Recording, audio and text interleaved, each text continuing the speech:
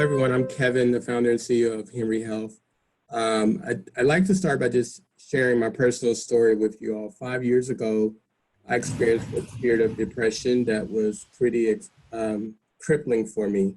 In fact, I had to see 3 therapists before I found Dr. Tony Spann, who today is our Chief Clinical Officer. After my depression, I started talking publicly about my depression and realized that many of my friends had also suffered from depression as well.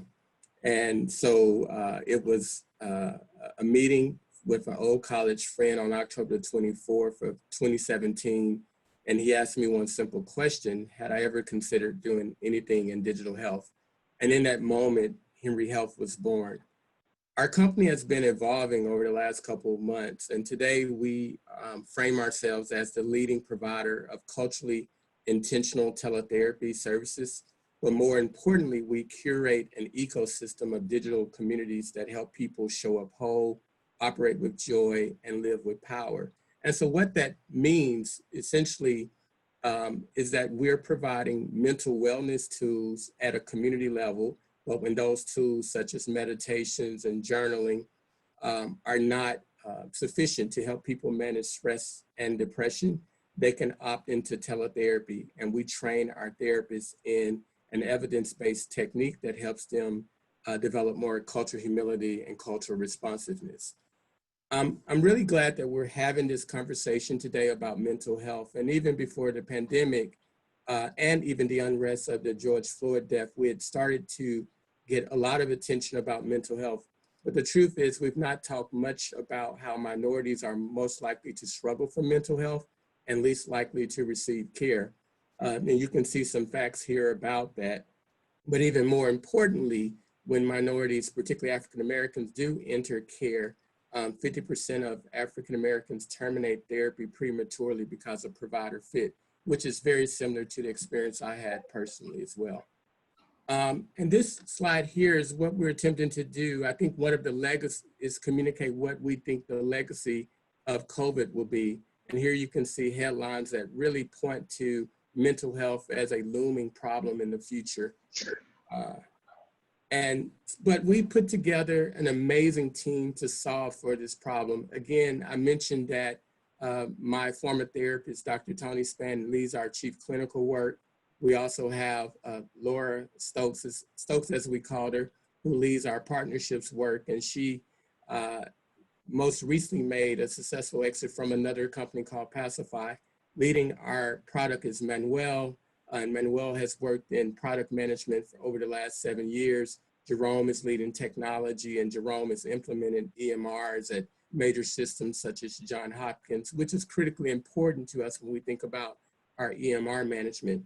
And finally, our team is rounded out by Jeff. Jeff is really respected for his role in culture in the African-American community. He started out his career at BET and has been a journalist influencing culture over the last 20 years. You all have heard a lot about this market. It is a pretty significant market. Prior to the pandemic, mental health was sort of framed as a $200 billion market. We actually think that that number is going up. There's a lot of noise in this space, but I like to often mention that I think that there's very little white space left in this space. In fact, I think that the white space that's left in the space of mental health is for going after minorities and populations that are underserved by the current service offerings. So just to dive a little bit deeper into our product, again, culturally intentional teletherapy. And although we started very laser focused on African-American men, the technique that we train our therapists in, it can be used on any population. But the other piece of here is the vertical integration of communities.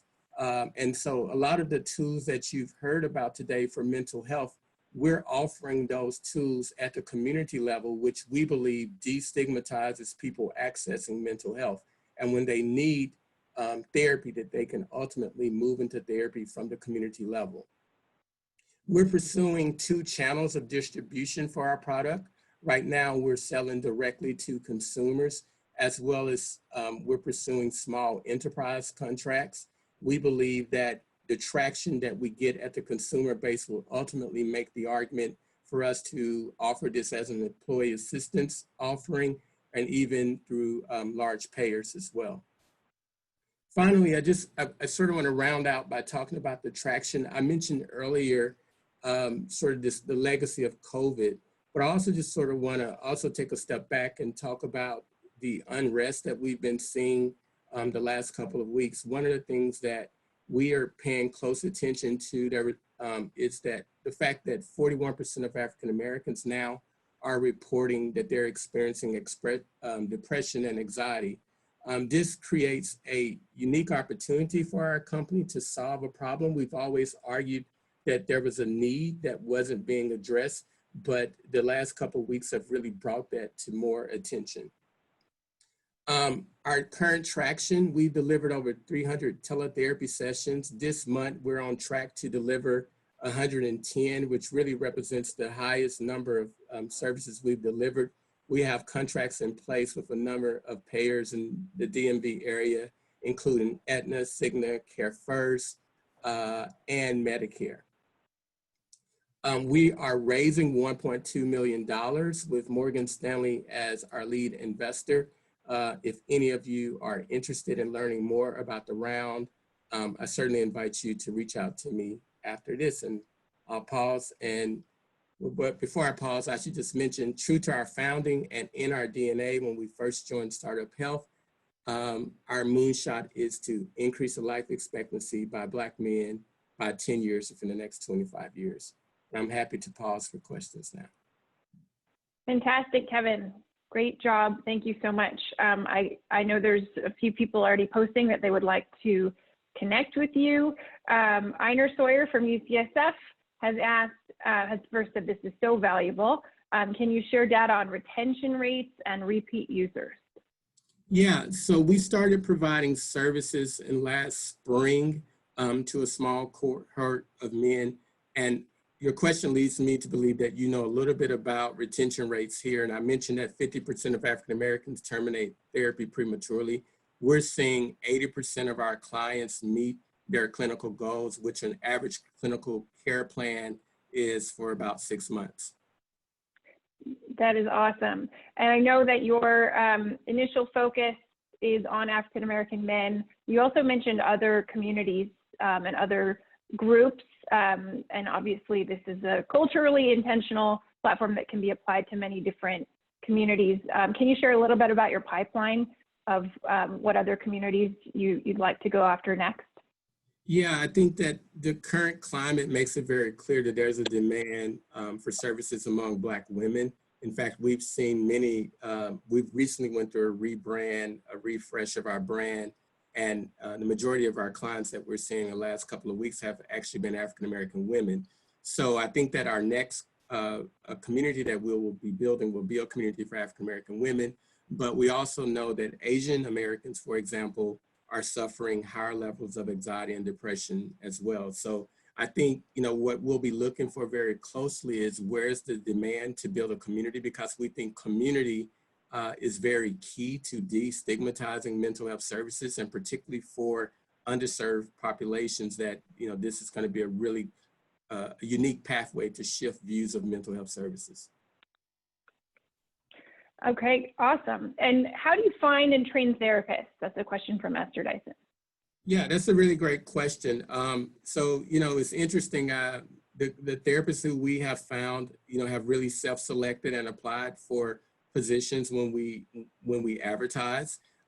We've developed a training that is about 3 hours long. There's an hour and a half of self-directed learning and another hour and a half of a live session with our chief clinical officer. But we've never had any problem recruiting therapists. I think that many social workers and clinicians went to school to do this work, and somehow along their career, they've sort of gotten away from their heart. And so we've been able to recruit them very easily. Awesome. Probably the last question, do you support telehealth in all 50 states? So right now we're providing services in DC, Maryland, and Virginia.